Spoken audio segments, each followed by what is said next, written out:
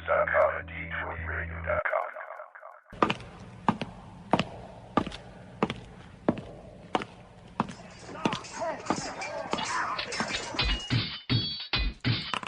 Roll for initiative. The Roll for Initiative podcast. Welcome back. We are back from a nice little break from Gen Con. This is issue number 58. I'm DM Vincent along with DM Nick. Nick, how are we this week? Good. I ain't go to Gen Con, though. You're going next year, don't worry. Yeah, I think so. I think next year might be the year I'm going to go back to Gen Con. Fear me, I will be back.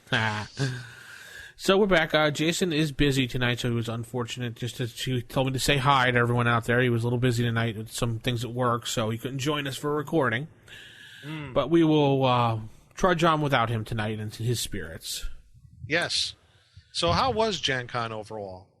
Overall, Gen Con was nice, except for the fact when I got sick a little bit. And oh, well, hey, drank a little too much? No, actually, I ate some food in the convention center that wasn't good. You actually ate food in the convention center? Well, I was desperate running between a game, and I was just like, I have like a half hour. I'm like, let me grab a piece of pizza. Oh, no. Yeah. You know where they make that? Where? Well, it's made from made from gelatinous cubes. It's made from gelatinous cubes? Yeah. I did not know that. Yes. By an OTUG named Vince. I'm kidding. You're not OTUG. So if you're listening to this podcast for the first time and wondering what the heck is going on, well, this is a podcast about Advanced Dungeons & Dragons First Edition, Our Love. We love it. That's right. We love it to death. Literally. We will kill for it. No, I'm kidding. So, yeah, at Gen Con, we had a great time. I did see Jason. I did see Matt. Did get to sit down and speak with quite a few people. It was kind of cool, Nick, when I walked up to a lot of vendor booths at Gen Con in the vendor hall, or the exhibit hall, as they call it. A lot of people are like, oh, I recognize your voice. Aren't you from that Roll for Initiative podcast? I'm like, yes. Aren't you Vince? Yeah. It was kind of cool, like gaming companies knew who I was by my voice. Yeah, I got the same thing too when I was at Origins. I'm like, oh yeah, I've heard of you guys. I like listen to you guys before. You guys are great. So I was like, wow. Yeah, I was standing next to someone who did a demo. We were doing a demo for it was called it was a slasher horror game or something. The D6 system it kept saying Victims Wanted was the sign, and it was a horror game. I can't think of what the name of it was. I'm sorry about that, but one person in the game was like, we were playing the game, and he was just like, hey, I know you. You were on Save or Die. You're on Roll for Initiative. I'm like, yeah, that's me. Wow. It was kind of cool, though, but, enough about that. I bought a lot of stuff. I got, let's see, looking at some of the stuff I bought. I did buy was it Privateer Press. I got a Voltron's mini game. All right, Voltron. Yeah, nice. And I got the gold collectible. Well, it's not really gold, but it's gold colored collectible Voltron. Nice. I actually grabbed a whole bunch of stuff for Legend of the Five Rings. Okay. Let's see. I got a bunch of stuff from TSR, like various modules, and I got some dice, and I got actually. If you look at my blog, theevilgm.com, I actually found in one of the collections. I think it was my Villains of Vigilante box set that I got. Oh, nice. Villains of Vigilantes. Great game. Oh, yeah. It was perfect condition in a box, and it was like $15, nice. And it had all the books, including some of, like, I guess, adventure books, too. Someone threw in there as well. It came with an adventure, I believe. Oh, did it? I don't remember. It did come with one, and if I remember correctly, when I got my box set. For all you who don't remember, Villains of Vigilantes, great game by Fantasy Games Unlimited. Yes. It's like, if you didn't want to get bogged down with all the minutia of playing champions, Villains of Vigilantes was your game. It seemed a little too packed in the box to be just the standard stuff. And a little hidden gem that I found in it was a dice bag that had the TSR logo on it. Interesting. Yeah. I know that didn't come with the set, and I was like, all right, cool. Oh. let's see. I got a whole lot of stuff. I can't remember half of the stuff. Was the swag bag pretty good this year? No, it was horrible. Really? We got a deck of Magic cards. I guess for a promo deck that's coming out. It will be. Yeah, we got our usual, was it Living Dungeon Token or whatever that thing is called? Yeah. We got Rifts, the MMORPG game. Really? Yeah, which I could care less about. I don't really have time to play online games. They gave it to you for free. Huh. People were like trading it away because they didn't care. Like some old lady. It's the coolest game that nobody ever played. Well, it's an online game. No one wants them. Who cares? You got to pay for it. I remember the game Risk by Palladium. I have like 20 different books for that game. Never played it, though. Cool concept, but never played. So I remember I was sitting there by one of the booths, and I was looking at my spoils, and some old lady comes up with like 4 copies of the game, and she's like, "Do you have any Living Dungeon tokens or whatever it's called?" I'm like, "Yeah," and she's like, "I'll trade you these 4 games for." I was like, "No, go away." Yeah. And there were people obviously like scouring the floor looking for people who left their bag out to get the Magic cards. Wow. There really was nothing that great in the bag this year at all. Huh. No collector dice. Really? No. Nope. Unless... No die, so you can get the commemorative die kit thing from Crystal Cast. Nope. Oh well, that's weird. There was a coupon to get a collective die from a booth, but it wasn't Crystal Cast. Yeah, because I know Crystal Cast, they make. I know at least for Origins, they make the commemorative dice, sets every year, and you get the little 6-sider. No, we didn't get anything. You get like 20% off or 10% off or something like that off the thing. Because that's the only time I ever buy dice is at Origins. I'll get the commemorative dice set. And we got what was it? A Lego comic book. Lego comic book? Yeah, because I guess the Lego adventure games came out. Oh yeah, I've seen those. Those actually look kind of neat. My wife and I actually played a demo of the game. They actually had like a whole pit area you can go in and play. It was kind of fun, but if you're a little kid, it's good. If you're like our age and like role. Well, yeah, but that's who they're aiming it towards. So it's a good gateway drug. I was thinking that. I was like, if I had like a 5-year-old, this would be perfect. Yeah, if you have kids 5 to 7 years old, that's probably that's what they're targeting. Their target audience is, and I think that's good. Yeah, it was fun. You have 1 die, and you have to you roll it to see how many spaces you go, and if there's a monster, you roll the same dice, and there's it's cut in half, kind of in a way. Like part of it has dots and has a sword mark on it, or it has like a health mark on it or something, and depending on how you roll, that's what happens. Oh, wow, okay. And there's 4 different characters on each set, and they each have a special ability. If you roll the special ability on the dice, they can do it. Huh, cool. You can buy weapons, and you collect the gold, and the first person to get off the board through the gate wins. Oh, okay. Yeah, it took us maybe about 10-15 minutes to play it. Oh, that's cool. I mean, just perfect for the child who has the short attention span. It's a good way to get him involved in an adventure game like that and maybe get his imagination going, The one thing that pissed me off and my wife was the fact that you know how they have the art galleries there? Mm-hmm. We went over and my wife actually found some artwork to buy from this one guy. It was really cool. And the guy was just like, "Oh, you have to bring this to the register and pay for it and then come back and give it to me so you can get your art." So, what? He's like, "Yeah, that's how they want us to do it at Gen Con." So we're like, all right. So we went to go look for the register. We finally found the register. There was a long line. Uh-huh. The guy was nothing but nasty on the line. Oh, really? The guy running the register? Yeah, the guy running the line for the register was nothing but nasty. And then my wife asked, "Well, why do I need to come over here? This is stupid." He's like, "I don't have time to talk to you about it."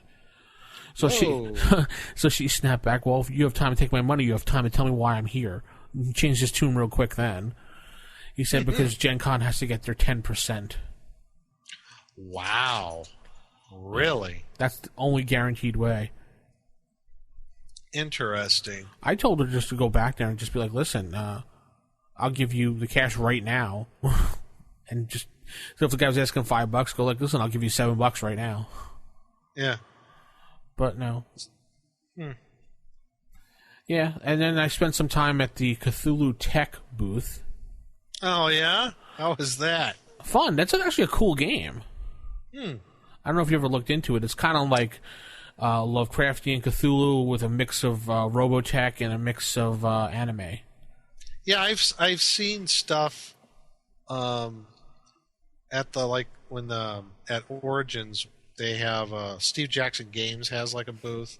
They have a whole bunch of Cthulhu stuff there, and I see like posters and stuff for the Cthulhu Tech. I didn't really ever got into it, but it sounds intriguing. It's very very dark, I'll tell you that. After reading the book, it's kind of dark. I mean, it's not for kids. Cthulhu. It's not for kids. Like, you can take Call of Cthulhu and play that with kids. You can? All right, maybe you can't. Well, I could see playing with kids. Just don't let them read the book.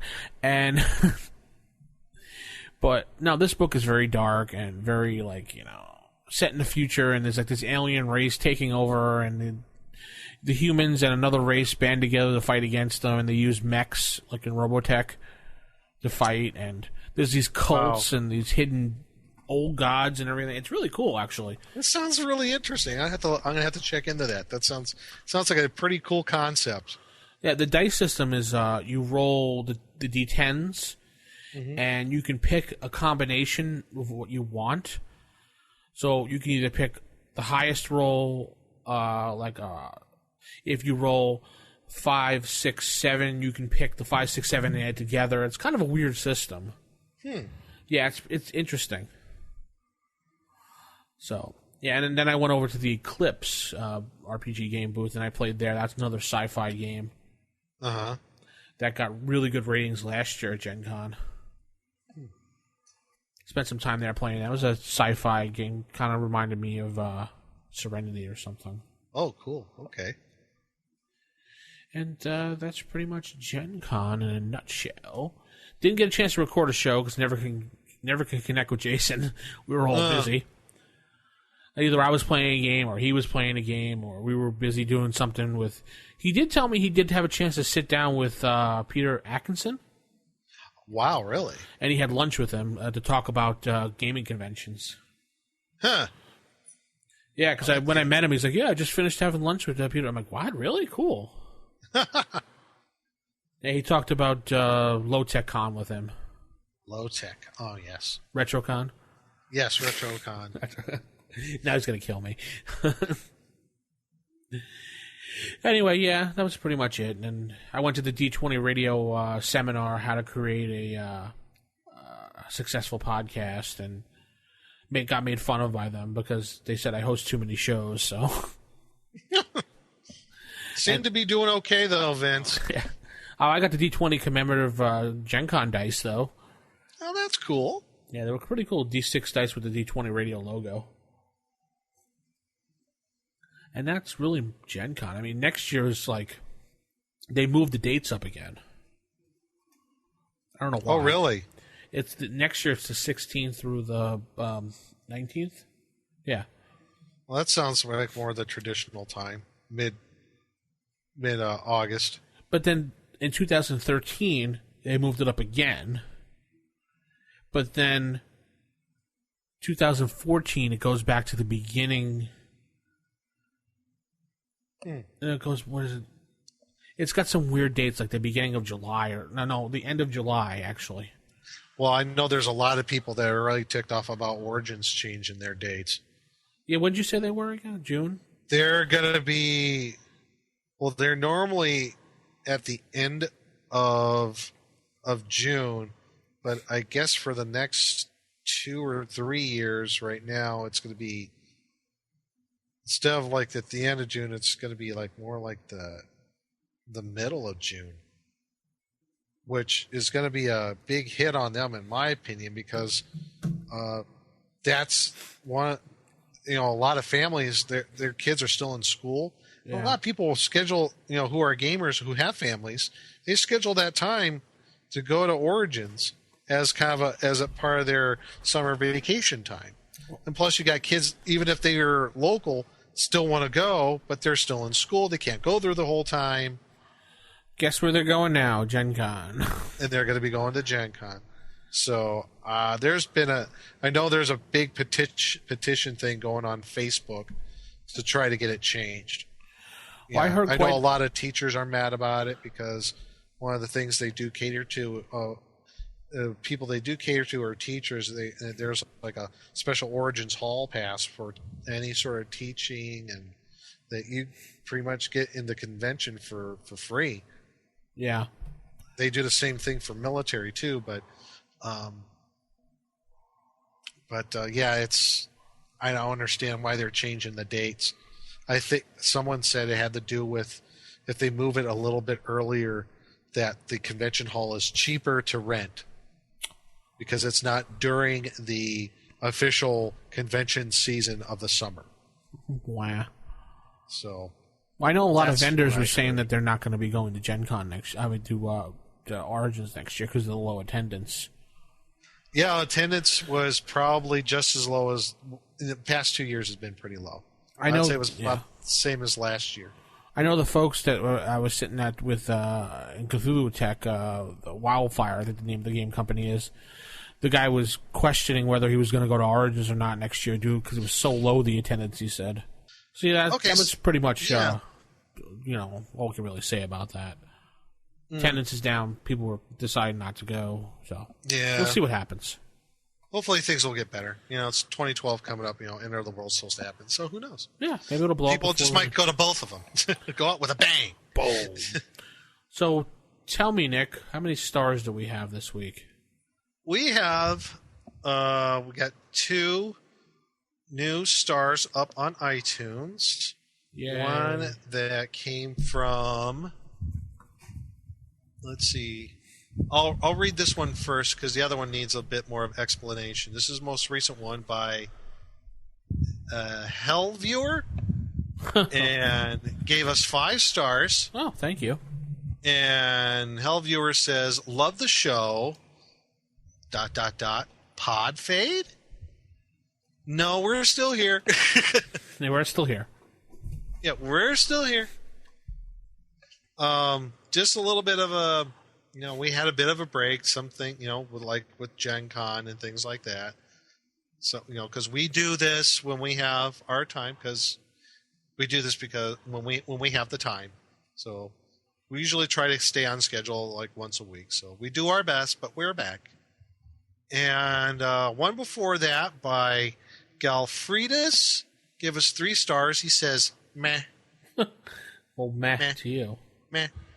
So he says, all at times interesting, but they are rarely prepared. Wow. The advice for playing an illusionist is bring lots of darts. Excuse me. Pardon me. Bring lots of darts. That was helpful. Of course it is. Saying the edition that must not be named got old very quickly and at times makes it unlistenable. They complain that later editions have too many rules but spend a great deal of time trying to figure out how to do something that AD&D doesn't have rules for. I love first edition, but it had many problems. Pretending that it was perfect and later editions have nothing to offer is short-sighted. I'll keep listening, but I'll use the skip feature regularly. Well, Galfridis, or Freitas, however I say it. Wow. Well, we don't pretend that it was perfect. We know it has problems. We like it with warts and all. Ew. And as far as later editions have nothing to offer, well, at least not for me. Not for me. And not for Vince. I played them. They're just not my cup of tea. I just think what first edition offered is perfect for what we have. This is what the podcast is about. This is the podcast is about first edition AD&D. Ta-da. There you are. So yeah, it just has first edition just has just enough rules that we need to play, and just enough leeway for us to make our calls in the game. So I don't understand why, what the criticism is to first edition. It's a first edition podcast, first edition AD&D podcast. So I kind of find that statement about, first edition had many problems. Other editions sorts. It's irrelevant to the show. So yeah, and we don't have to like the later editions at all. So meh. But thank you for asking. Thank you for playing. But that's all the stars we had for this week. And anybody else who wants to comment, as you can understand, we read them all, no matter what. And we'll comment, too, because that's what we do. So get up there on iTunes, download a few shows, and drop us a line and let us know what you think out there on iTunes land. Yeah. So let's head into some sage advice and read some emails this week. Okay. Sage advice. Sage advice. Hey, it's Sage Advice. Oh. We can sing this week. Jason's not here to write Sage. Stop that. I know. First email comes from Buck Backup. He says, I can't believe I found an AD&D podcast. Well, there's 3 of them. Believe it. I listen to a lot of talk radio, but now I only listen to your back issues and trying to catch up. Cool. Your styles are so clever, even though Nick is annoying. No, I'm kidding. Hey! Your styles are so clever, and tips and discussions are so helpful to this old AD&D DM. I've been DMing since high school with a few breaks for life. My latest group is a few college students and my own kids. Our summer campaign is coming to a close, as I have quickly wrapped it up before they'll leave for next year at Hogwarts or something. Okay. The rust. Yeah. You're a wizard. No, anyway, the rust is shaking off thanks to you guys. I forgot all about stating player actions before initiative rolls. How exciting. I can hear the groans even before I tell them. Thanks so much. I keep up the good work. Another loyal listener. DM Buck, DM since 1980. Wow. Thanks, DM Buck. Glad to hear that you're getting some new players into the fold. We always like that. Especially as kids. Yeah, I know. Doing the same thing with my kids, too. The next one comes from Mark, who's also known as Mr. Roboto on the OSR.org gaming forums, where everybody should go for great talk and discussion. Domo arigato, Mr. Roboto. Domo. Wow. He says, Nick, I'm curious to know. No. I am curious to learn how to run a Skype game. What's the difference between the help programs game table, which is easy for beginners to use? What are the best audio setups, headphones, tabletop mics, laptops? How to avoid audio problems when they creep up? How many people are recommended? Do you need video? Maybe touch on recording, editing for podcasting. I'm starting to invite myself into a Skype game just to learn. I think it would be more popular if people thought it was easy. Well, a Skype game is very easy. You don't have to record it. There's no need to record a Skype game. You just get a bunch of your friends together on Skype or find some people online and get your Skype tags together and make a conference. Yeah. And then you just do a lot of talking and rolling dice, or you can find a dice roller online that everybody could see. Yeah. You don't really even need game table. Yeah, I think the one time I played last year over Skype, I think I had my video camera. My friend Jeff had his. I was at home, and I couldn't get to the game that Saturday for some reason or another. And we just did it that way. I was able to show them the die rolls. They could see their die rolls, through the camera. So yeah, there's other ways to do it, like a die rolling program, like you said, that everybody could see, whatever. Yeah. As far as microphones or headsets, you probably want to go get the standard Skype, Skype approved headsets. You don't want laptop mics or desktop mics because it's going to pick up background noise and a lot of just annoyance. The headsets that are Skype approved are just to pick up the ones in front of you. You don't need anything more. They're about, I don't know, I think you can get them at Radio Shack for $30. Walmart, same price almost. Yeah. How would you avoid audio problems when they creep up? You just gonna have to wait until they go through because it just depends on Skype. Yes, audio problems over Skype that they do sometimes happen. Did you just pour a bucket of water over your head? What was that? Yeah. No, it's perfectly fine. Yeah. How many people are recommended? I don't. You could probably play with 2 people for all it matters, as long as you're having fun. You could play with 4 to 8 players, as the original box set said. Yeah. I've played with less than that. Come on. Do you need video? No, you don't need video if you don't really want it. I mean, I guess most people don't play with it. It slows down the Skype. Yeah, block. it does slow it down a bit. Yes. Touch upon recording. Well, recording is there's a lot of Skype programs out there now. When we first started doing podcasting, there weren't any. So you had to buy mixing boards, like professional DJ mixing boards, which I have with a editing with a professional mic and everything, just to record the podcast. And I didn't bother with the programs which they have out there, but a lot of the programs sound like crap. So as far as editing a podcast, that just you have to learn with trial and error process by using Odyssey or Audacity, however you want to pronounce Audacity, yeah. I've heard people say Odyssey, so I use what do I use? Some program I can't think what the name of it is offhand. Soundwave, no. Oh, something like that, yeah. And I use that to edit Save or Die. Matt uses, I think he uses Adobe Audition, to edit RFI. Okay. Yeah, invite yourself into a game just to learn, and it is a really good way. I mean, 10 years ago you couldn't do this type of thing, and you had to do play by post or play by email 10 years ago.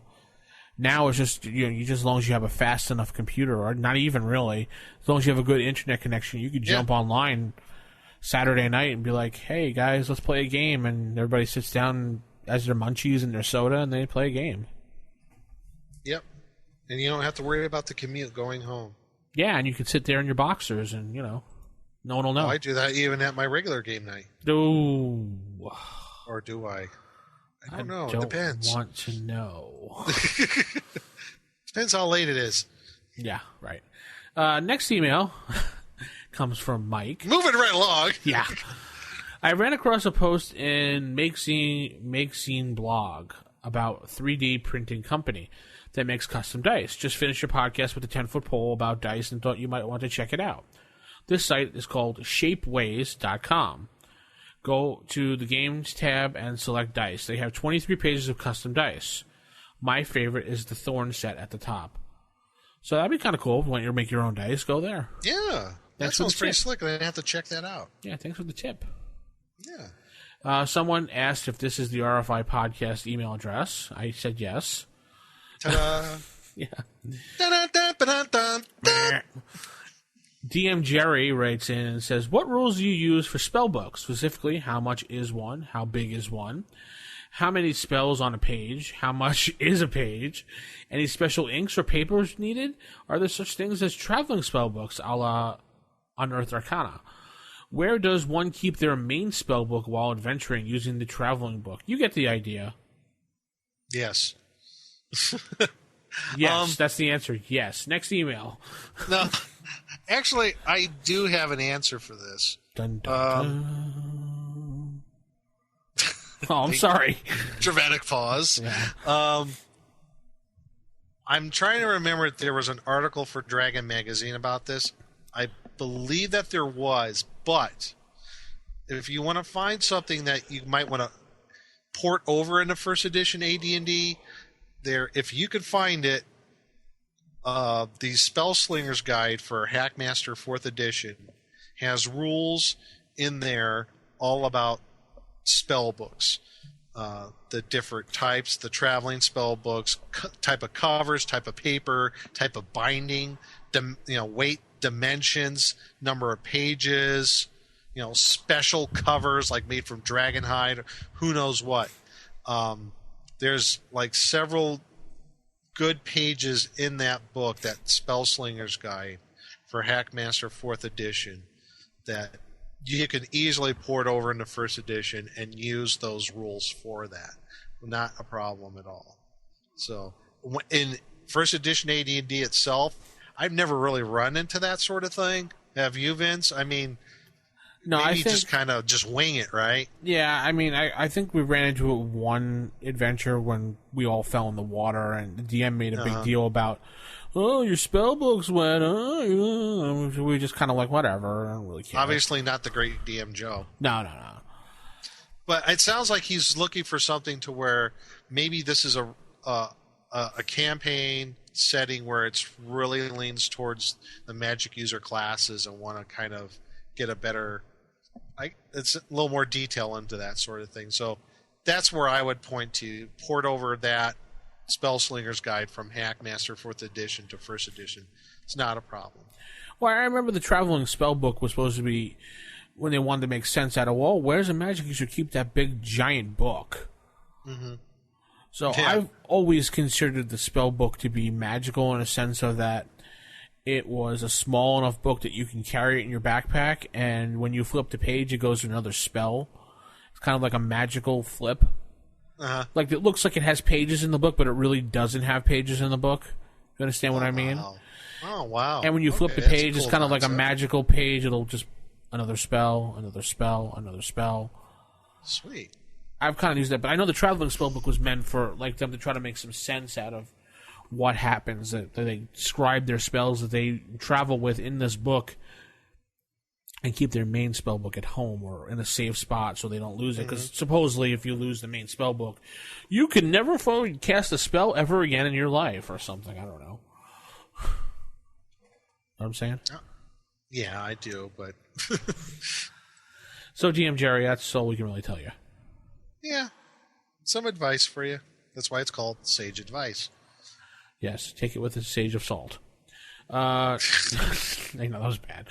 Another one comes from James H. He says, I got a question. How do you assign an experience point total to an item you invented magical or artifact-wise? I made a sword that has flame powers. Oh, I wasn't supposed to emphasize that. And other properties. And has a few drawbacks. I made it into a royal family heirloom. How do I put experience on this item? Your thoughts would be helpful. Well, there is no formula for this. No. That I know but of. If I was going to wing it, what leaps to mind is what, as far as its abilities, what it can do, does it most mimic or is closest to in either the Unearthed Arcana or the player's hand or the DM's guide, as far as other items. At least to give you a guideline, to give you something, a template, if you will, to go by. Sounds like something comparable to a Flame Tongue +1, which is, I believe, like 900 experience points. But you throw in the little bit of a monkey wrench into it when it's a artifact kind of thing, from what he sounds like. Is that right? It says it's kind of like an artifact? Maybe, yeah. Well, in the Dungeon Master's Guide, artifacts don't have experience points values. Because they're so rare. Right, they're so rare. And and he did say that there are drawbacks to it, so that tells me that, yes, it is an artifact. Because all the artifacts in the DM's Guide do have some sort of baneful abilities they inflict upon the user, like the person turns undead or something like that. I don't know. Well, there's an interesting way that I was thinking about before the show. Nick, you have your DM guide open there? Yeah, I sure do. All right, let's start. Let's see if we can break this down for him. We'll just guess on some of the things, okay? Okay, so he made a sword. Let's just say the sword is at least a +1 because you need at least a +1 to have some magical properties on it to make it magical. A sword +1, how many experience points is that? Well, that's 400. Okay. Now, the flame powers. We'll assume that when he says flame powers, that it lights up flaming when upon a command word, maybe. Yep. And it would strike and burn like fire. Right. Or like maybe fireball. Similar to that. Well, Right. how much is the spell? Is Burning Hands? Burning Hands? Yeah. Is it Burning Hands? Yeah. What is that? A first level spell, right? Yeah. So it's 100 experience points per level, so that adds 100 onto it for the flaming power. He says other properties. Let's just add some other cool stuff onto it. Let's see. The flame on. I don't know. We could go by the special abilities that you can get from swords right in the book that you can roll off that table. Yeah. Let's say, and that's on page. Let's see. Now, page 166 for under unusual swords. Let's say it's got 3 primary abilities and it could speak. So it's an intelligent weapon now? It's an intelligent weapon. Yikes. I would think something like this would have to be an intelligent weapon. Well, we'll just say it speaks, got 3 primary abilities. It can, I don't know, detect magic. All right, yeah, detect magic. That's a first level spell. There's another $100 added. $100, 100 experience point added. What are we up to? 600, 700 now? Yeah, like 600. 600. You said there's one more property. Detect evil or good in a 1 foot radius, or 10-foot radius. 1 foot radius. Ooh! Can you come closer to my sword? Whack. Yeah. So that's another 100 right there. So we're at about 800. Mm-hmm. It has some drawbacks to it. Maybe that will add more experience onto it. Maybe it'll take it away. Let's see here. Going into the artifacts, the major malevolent or minor malevolent effects. Let's say it's minor malevolent effect. Maybe possessor's hair turns white. How about that? Okay, so it's going to change. I would probably do another 100 experience points for that. That's no big deal. This sounds like probably a 1,000 experience point item. By the time we're all done with all the drawbacks and the risks of using it and the other properties. And considering it's an heirloom, that might increase the XP value. Yeah. By how much? We don't know. Who's to say?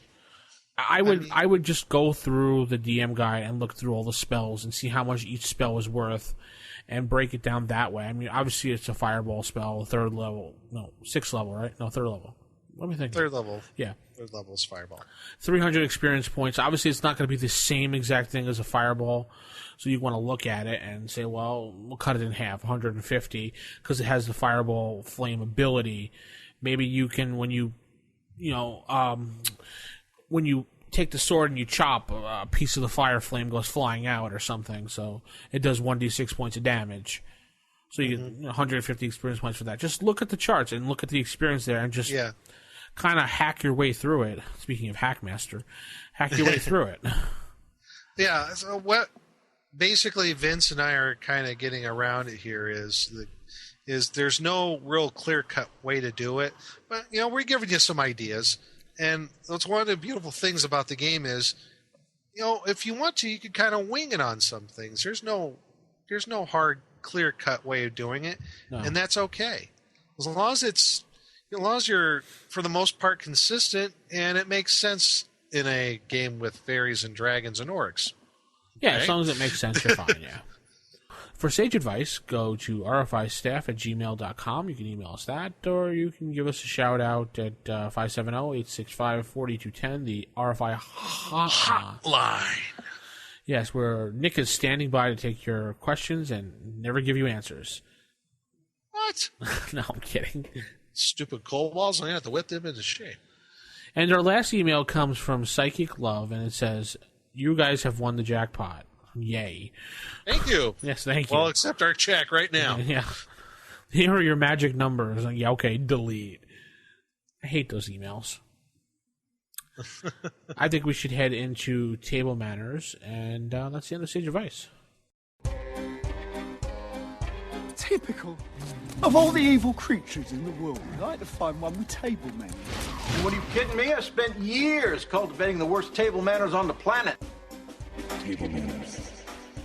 Okay, for table manners this week, we're going to talk about something that, I don't know, a lot of people just kind of overlook because there's not a real big section of it in the DMG, but I kind of like it because it gives good background, in my opinion. That's secondary skills. Yes.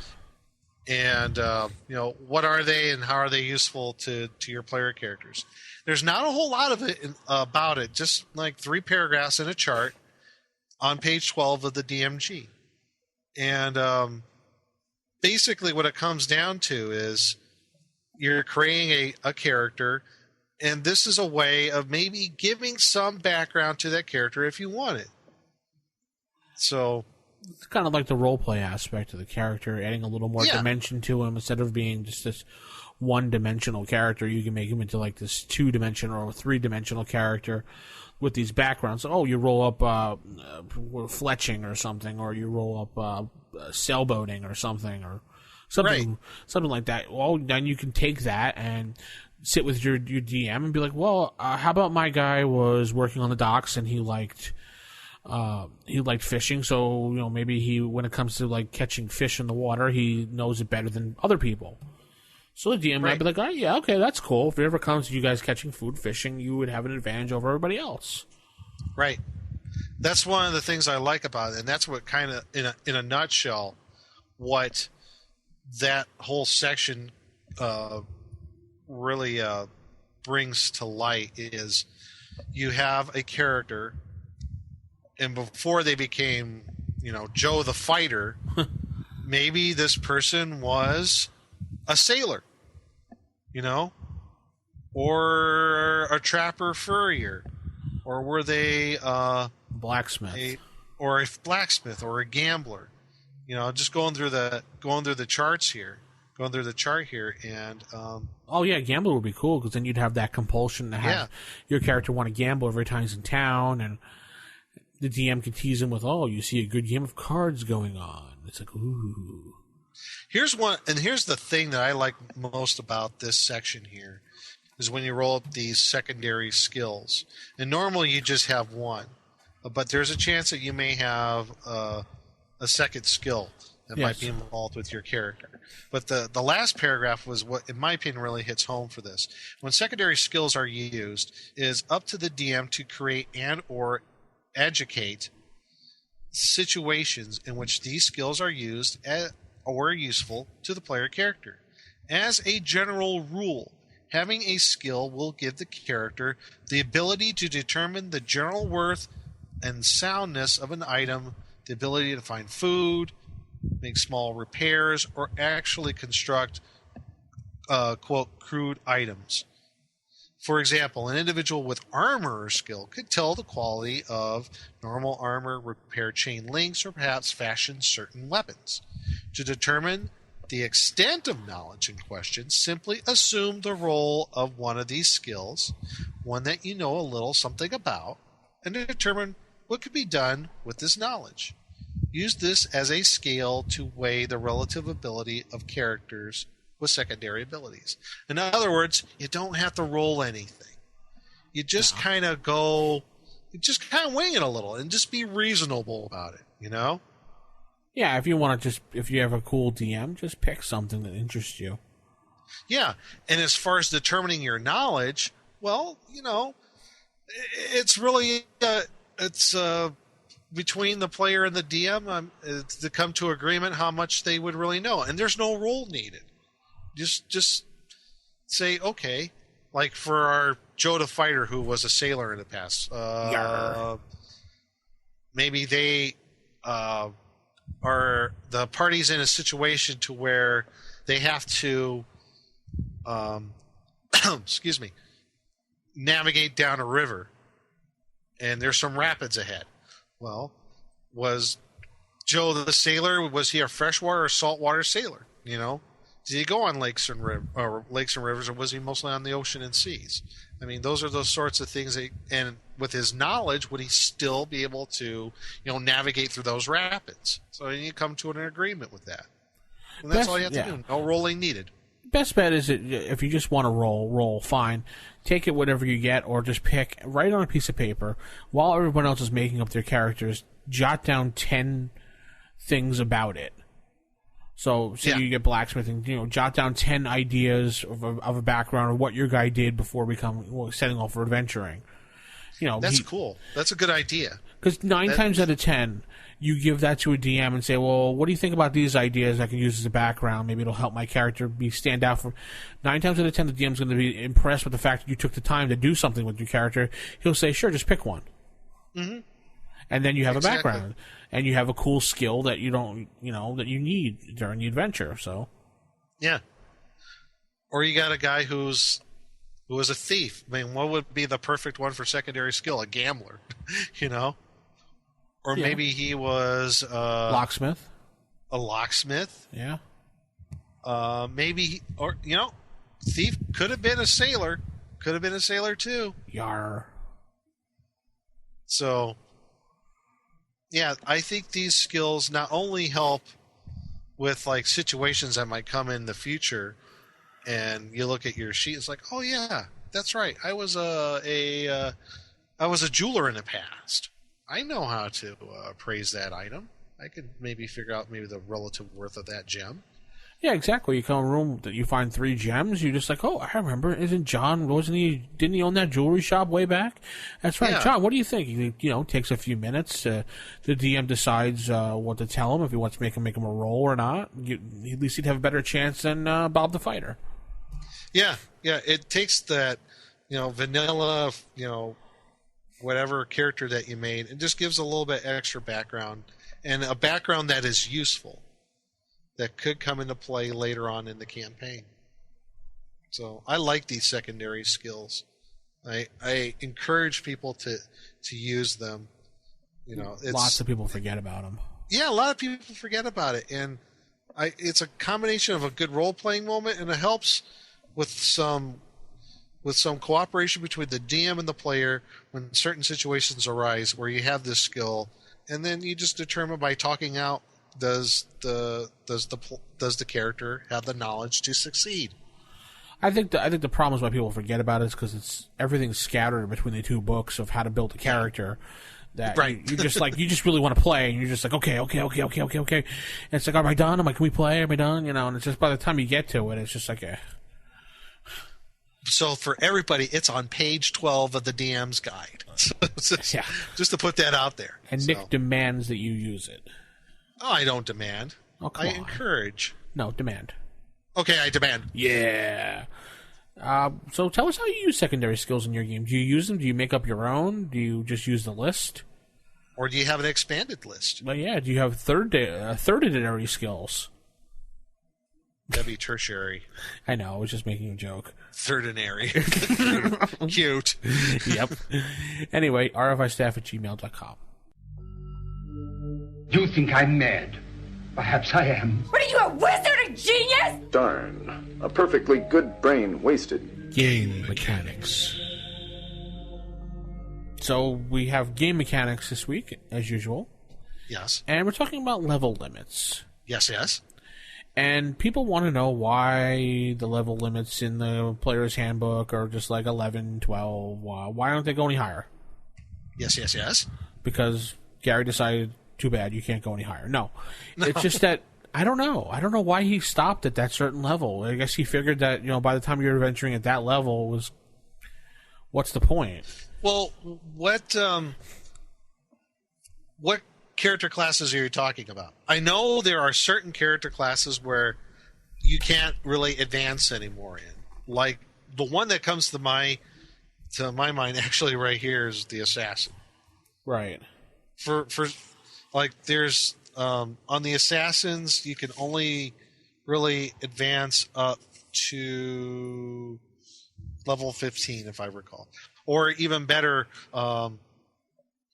the druid only goes so far. It seems like it's mostly the subclasses that seem to have level limits. Well, yeah. So, why should they really have level limits? I mean, like, what's stopping them from going further? I'm not so certain.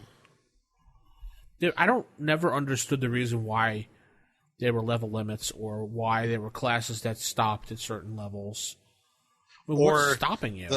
Or the other debate where there are level limits for demi-human characters. What's stopping? What do you call them? a halfling from going past level 8 or something. Or I know the answer for this. Please do tell. On the demi-human side, from what I understood, what Gary Gygax said is the reason why there were level limits as far as demi-humans are concerned is, for the most part, D&D or AD&D is a humanocentric world. Right. And he really wanted to make human characters more appealing to play. That's why they're going to have unlimited levels. Because also demi-humans have other special abilities that humans do not. I guess the human's special ability is they could go unlimited in levels in any class, while demi-humans cannot. But they have other things, I guess, that balance that out, like infravision, speaking multiple languages. If you're talking about dwarves, detecting sloping passages, things of that nature. So that was an attempt at game balance as far as races are concerned. I also think that most is it people, a good explanation? I don't know. No.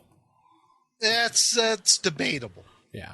I don't think I've ever ran into a situation to where the special abilities of infravision and multiple language use of an elf, for example, have really outweighed that versus playing a human in level limits. I mean, that was his rationale behind it, from what I understood. Yeah. But beyond that, I mean, how I personally see it, I really don't. I don't see the point of it. I don't see the point of it either. I understand that's just the way he wrote it, but what's stopping an actual character from saying, them advancing another level? What, they just can't learn anymore? Is it one of their brains are full, or? Maybe there's only so much knowledge about their particular class or profession that they have learned. Maybe they accumulate all the knowledge that they could about that particular class. Like, I don't know, like looking at the monk class, for example. If you're able to get all the way up to level 17 be Grandmaster of Flowers and get all those other special abilities and everything, what else is there that you can do? You already got the quivering palm. Yeah. You can kill people with a touch. Whoa! Yeah. Or what is it for the druid? What levels that they can stop at? I mean, you're at the point where you can do summoning elementals. I just control elementals. I mean, that's pretty cool. I think that the fact that Gary pretty much thought, well, most people get to 9th through 10th through 11th level, they're just going to kind of stop playing because they can pretty much defeat most of the stuff inside all the books. You know what? And I think that's a very good point, Vince, that our view of levels then, as far as the game mechanics and how it works, is a lot different than how levels are interpreted now with other games nowadays, especially when you're talking about online gaming. I mean, when you hear about, I got a level 56 paladin for whatever game online, while in AD&D, it's like what, a level 9th paladin is pretty cool. Yeah, look at the amount of experience points per level when you get up that high. Right. Granted, you're fighting things that are more powerful, but still, it takes such a long time. Exactly. What was it? It usually averages about. It was supposed to average when you get to the higher levels. When you get above 5th, for the most part, I would say it almost takes 6 months to a year to get to another level. Well, yeah, I know quite a few people that were playing in campaigns for 15, 20 years, and they were only still just barely in their teens. Yeah, as far as their levels are concerned. And that's playing a week or whatever. Yeah. You're absolutely right. So I guess it's a matter of perspective versus, today how levels are used in games versus, when AD&D came out, how levels were perceived and used. Now, what about Now, what about that module, Nick, that you pointed out to me a while back about? Yes. Goes I up to think I know what you're talking 100 about. levels. Was it level 11 to 100? That would be Throne of Bloodstone. That would be Throne of Bloodstone, and that goes from levels 18 to 100. And I never played the module. I remember a friend of mine when I was a kid, he had a copy of it. I remember seeing it. I was like, "Is this right? 18 to 100?" You know, I mean, is that right? I mean, that just didn't seem right. I mean, it just sounded weird to me that, you know, that's pretty wide range. But I remember, yeah, it's module H4, Throne of Bloodstone. It's set in Forgotten Realms, in the Bloodstone lands. Yeah, obviously. And I've never seen it, but yeah, there are rules in that adventure where you can figure out, you know, how you could deal with characters that are right around 100th level, how you play it. I can imagine that. I think the adventure has to do with you have to get the Wand of Orcus. I remember someone writing to us way back, and I think they said they had like a level 100-something magic user and a level 200 fighter or something. And they were yeah. I was like, yeah, that's a lot to be. In AD&D, I don't think so. Well, maybe obviously he like admitted EverQuest, sure. Yeah, EverQuest. Jeez, Nick, that's an old game. I think maybe he'll probably fudge some of the experience numbers there because everybody did that when they were younger. I mean, come on. Sure, yeah. Who didn't go through the deities and demigods and start, I want to kill Thor and take his hammer. You know? Or who didn't try to, like, in classic D&D, just, like, jump their characters up so they can go the immortal track. Sure. But then that got old. Yeah. And then you started all over at level 1 again. Yeah. And it was fun again. But overall, yeah, as far as level limits, I really don't see the actual point of them besides the rationale of saying, well, you've learned everything you could have learned in your particular profession/class. And that's it. Doesn't mean you can't earn any more experience points. It's just you're not learning anything else if there's any special abilities are concerned with your character class. Yeah. Now, and I told you the explanation as far as the demi-human side of things. So Right. I understand. But, you know, it's still, I just can't wrap my head around why they would be like, haha, level 8, that's it. Boom, done. there you have it. Yeah. All right, well, let's hear some house rules and how people handle it in their games, because I'd be interested to hear that. I would like to hear a little bit about some like these uber high-level campaigns. You know, people have like 56-level paladins. I want to hear stuff like that and how crazy that is. And someone that's played the module, how that went. Yes. I'd like to hear the people who played Throne of Bloodstone at all. You know, Nick, why don't you contact Blackstone and have him put that on his list to review? Throne of Bloodstone? Yeah. Well, let's see if I can get a copy for him. I don't know. They're hard to come by. We'll see. Well, you know, he could probably procure a PDF of it somewhere. Maybe. Maybe. Can't say. Anyway, let's end this segment and into Creature Feature Theater.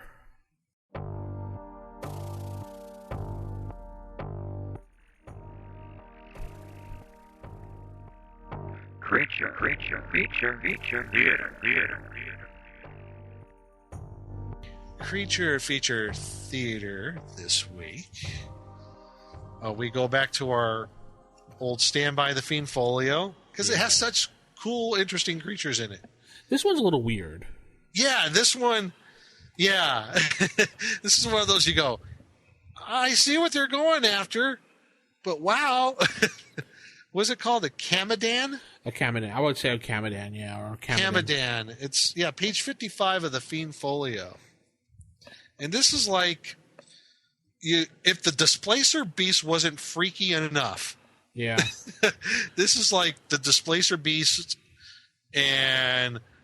a Salvador Dali take on the Displacer Beast.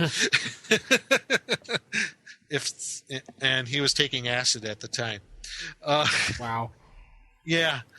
You get yourself a 4+2 hit dice creature here in the form of a leopard with 4 to 7 snakes sprouting from its shoulders.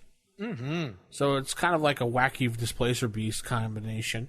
And the best part about this thing is he has all these attacks. And they'll do 1 to 3 hit points, 1 to 6 hit points for bites, and there's also some poisonous snake bites there. For 1 Are they to 4. poisonous? Uh-huh. Oh, they're not poisonous. No, they're not. I'm sorry. I thought it was poisonous. But the best part is he has a breath weapon, a cone of sleep. A cone of sleep. And the best part, no saving throw allowed. Wow. As long as you fall under the hit dice. I mean, if you go over it, obviously it doesn't affect you. But if you're 4th level or lower, guess what? You're going to take a nap. Yep. So this creature is pretty weird looking. I mean, I could see this. I don't know. I kind of see this creature as a Gamma World creature more than anything else. Yeah, like it was almost ported over from Gamma World in a way, doesn't it? Because it looks like a mutant freak creature. Yeah, that would be one setting. I know there's some people that do that sort of weird sword and sorcery kind of campaign setting, very Edgar Rice Burroughs, or if they really get into it, the Dying Earth, Jack Vance stuff. This would be one of those kind of creatures I think you would find in that kind of campaign setting. Or if in my campaign setting, this would be something you would find in like the deep jungles or the lost continent kind of places. Yeah. Yeah, I don't know. I look at this thing and I think total Gamma World or like Thundar the Barbarian type monster. Demon dogs. Yeah.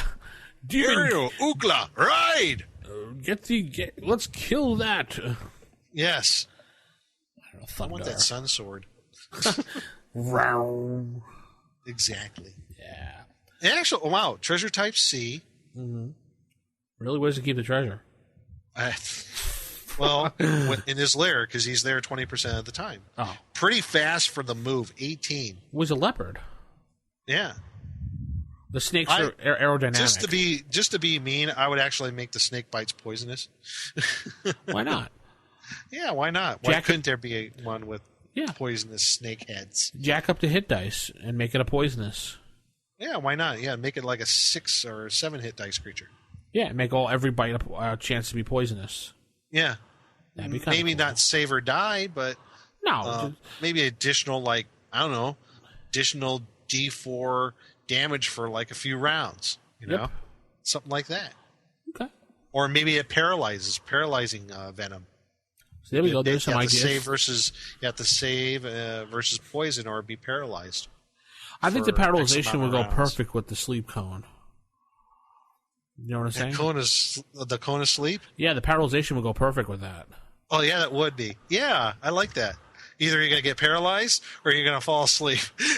Or you're going to die. Yeah. Pretty cool. You're going to get got by this creature. Mm-hmm. Indeed. But luckily, number appearing is 1. So. Yes, if you see. Fairly too bad. If you see 20, run. Yeah. Remember, it's an old edition game. You can run. Yes, you can. You just have to be run faster than the next guy, which might be a dwarf, so you have an advantage. Run faster than the slowest guy in the party. Exactamundo. All right. So, I guess we'll hear from anybody out there who's used this creature, or if you were going to use it, how would you use it? So let us know. Yeah. Stop by the forums, osrgaming.org, or rfistaff@gmail.com as we head into the final segment of the night. Dragon's Horde. Roar.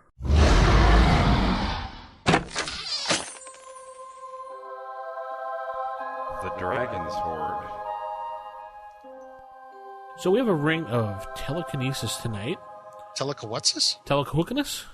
The telekinesis power. Rubber spoon, rubber spoon, rubber spoon, rubber spoon. Sorry, I was watching. I remember that one.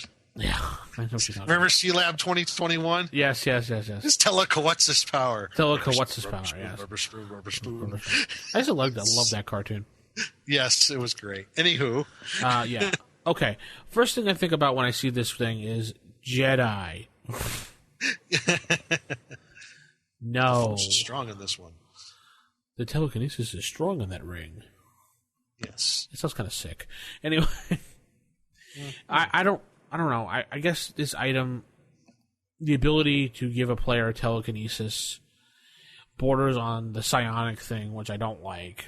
Which most people like. Ooh, what's wrong with psionics? Well, I don't like psionics because it reminds me of playing a Jedi.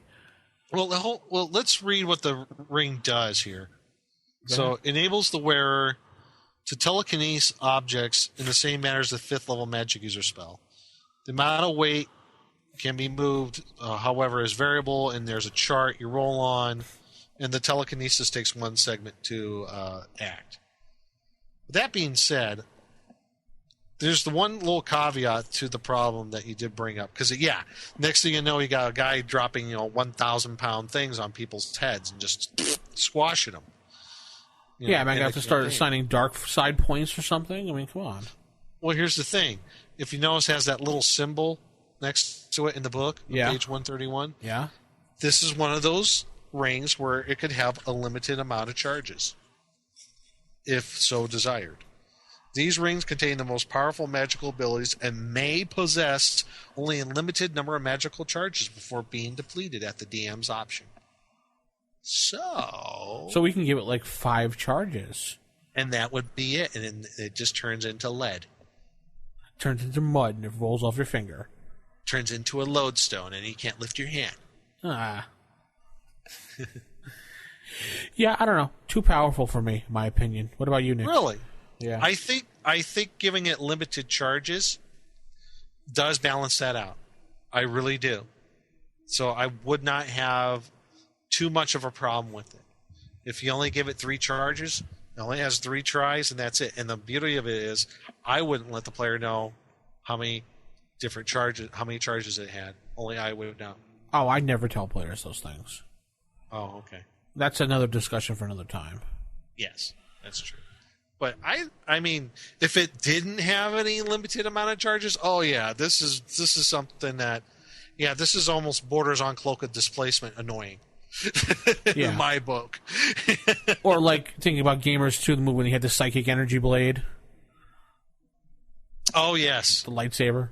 Yes. It's a lightsaber. It's not even the right system. No, it's a psychic energy blade.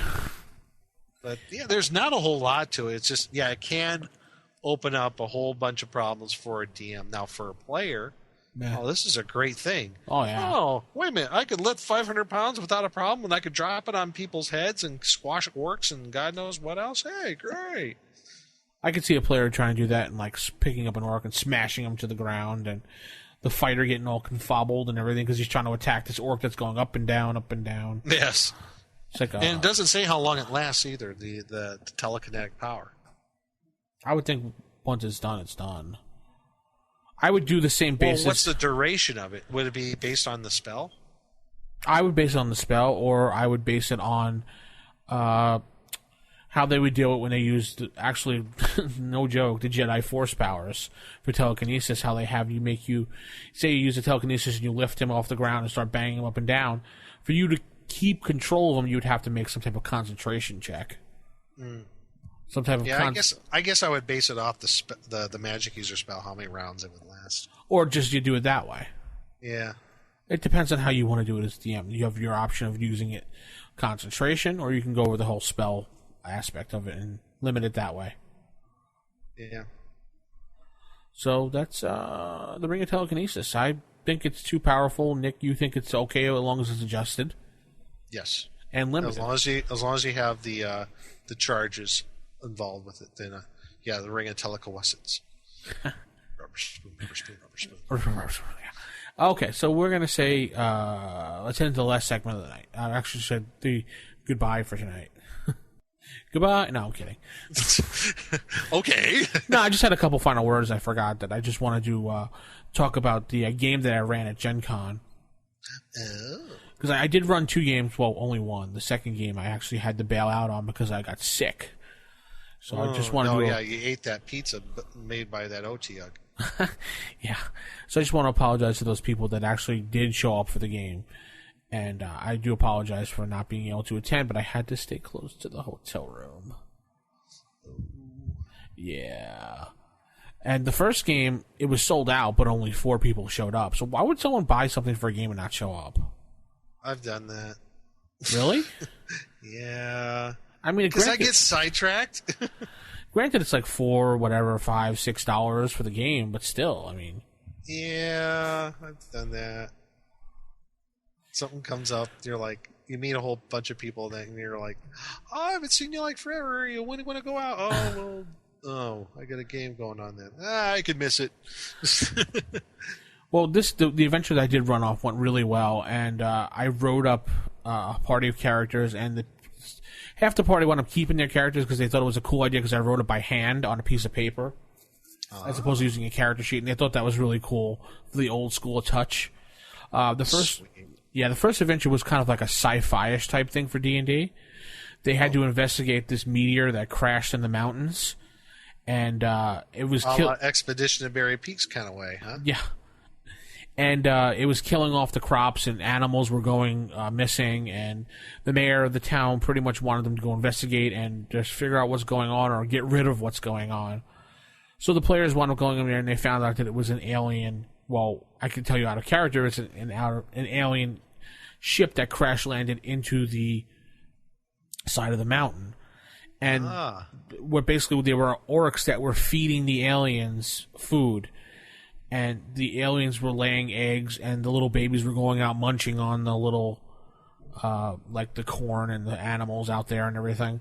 So that's what that was. But the players wound up getting rid of the flying saucer and the town all in one shot. Nice. Yeah. Way to break an adventure. Yeah. They wound up blowing. Never saw that one coming, did you? No. I didn't think they would actually do what they did. They actually tried to get this thing to move off the mountain. So they wound up blowing up the thing and getting out before it blew up as the thing went down off the side of the mountain and blew up in the village. The town. Yeah, and destroyed the town and the mountain. But the party survived the blast. Yes, I can see. Oh, we finally made it out. Yeah, they're like, we go back to town. I go, what town? And they're like, you mean there used to be a town here? I'm like, yep. And then one of the guys like, okay, let's go to the next town then. And not mention this ever again. We know nothing about this. They were actually pretty impressed with themselves for actually destroying the threat and the town in one shot. I like these guys already. Yeah. You sure these guys weren't from like Northeast Ohio? And I don't know where they were from. I think a couple people listened to the show, and another guy was just there because he wanted to play Classic, and they enjoyed themselves, I hope. Good. They said they had fun, and so. Oh, speaking of games, just quick. Speaking of games. Yeah, I've got my campaign going on this weekend. Yay. Temple Elemental Evil, or as Existential Evil.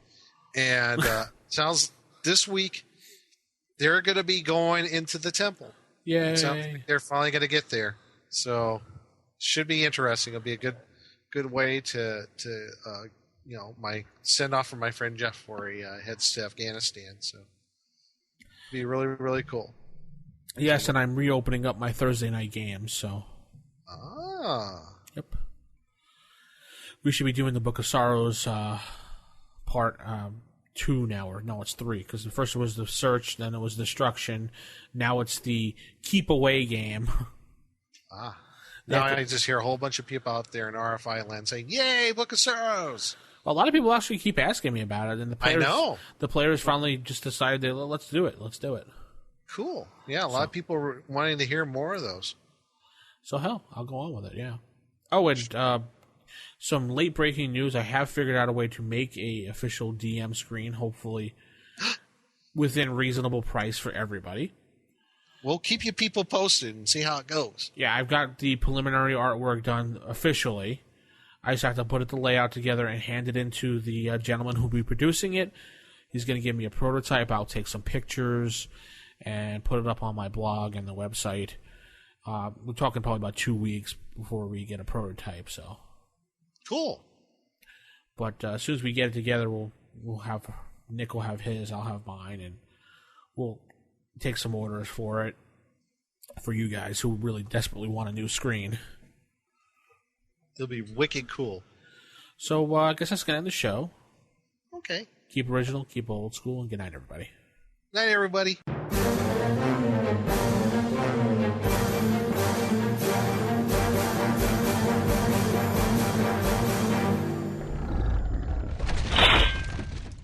Roll for initiative.